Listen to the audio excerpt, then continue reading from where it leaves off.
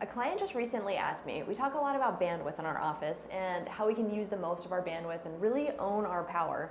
What they asked me though is, how does the adjustment affect our bandwidth? And I love that question. I really believe that is actually the truth and the bottom line to owning your power. So let me explain. So in our office, we talk a lot about the nervous system and how experiences that we have that are outside of our bandwidth, whether it's something really stressful that happened to us in the moment or something that we're dwelling on from the past or something that we're just thinking about happening in the future, our nervous system doesn't know the difference. And it starts accumulating these experiences. If we're not able to walk away from these things feeling peace, love, joy, gratitude, enthusiasm, that experience most likely stuck within our nervous system. And those things have a tendency to build on each other. And after so much buildup, I think we've all experienced this, we reach our threshold. And when we reach the top of our threshold, our life, our bandwidth, I can't use any other word, feels short-fused, and feels dim. And something that blew my mind years ago when I heard it is that not all stress is bad stress. Actually, there's this word called eustress that means that a situation or an experience we go through that actually shapes us and makes us grow. And the more that we have these experiences that are right at the cusp of our threshold and we're able to actually move past them with grace, ease, enthusiasm, they actually add to our complexity and they're actually really good for us. The example we use a lot is lifting a weight. If you're gonna be lifting a 5-pound dumbbell, you're gonna see some results. But the second you start lifting a 10-pound dumbbell or something outside your comfort zone, you get way more gains. So that's exactly what we're talking about with eustress. Stress that is good. So if you guys could, think of your life as a computer system or a battery. And some experiences absolutely refuel and charge your battery. Hanging out with loved ones, nice day in the park, quality sleep, connection, meditation, the adjustment, these things fuel your battery.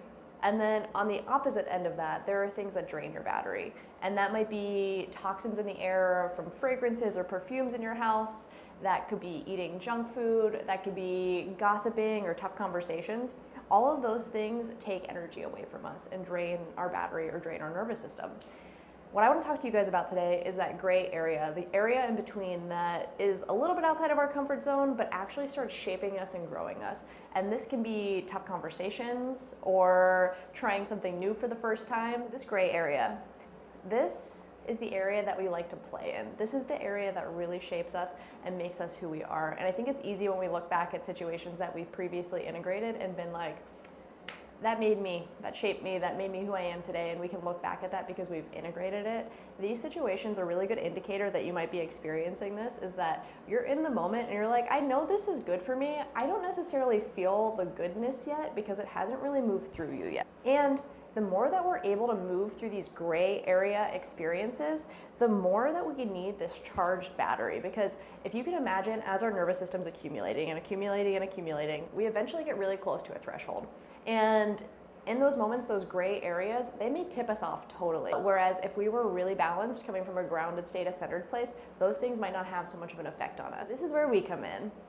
Every single time you're on the table, whether it's 15 minutes, 30 minutes, you are recharging that battery. You're finding that level of homeostasis within your cells and your biology and your mind and your body, and your body actually gets the chance to rejuvenate or recharge that battery. So I have an example of this. We have a client, we'll call her Olivia. Olivia is a college student here at UTC, and she lives about 4 hours away. Her parents live about 4 hours away.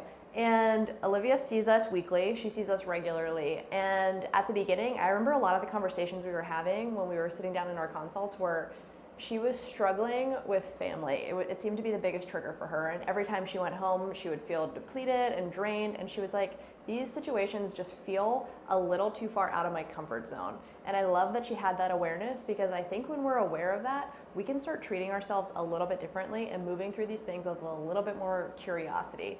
So I shared with Olivia, I said, this is the worst it's ever gonna be when she first started in. I said, this is when you're gonna be the most triggered, when you first start this journey. So the first trip home, she came out of that and she said, she was like, I just need some table time. And we got back to regulating, we got back to that balanced state. And then Thanksgiving came, and that was just a little bit later down the road. And she was going home again. And the more her system started regulating on a regular basis, recharging, refueling, it actually started to change the hardware within her system. It started to create more stability. So her balance point or her set point was moving closer to that 100%.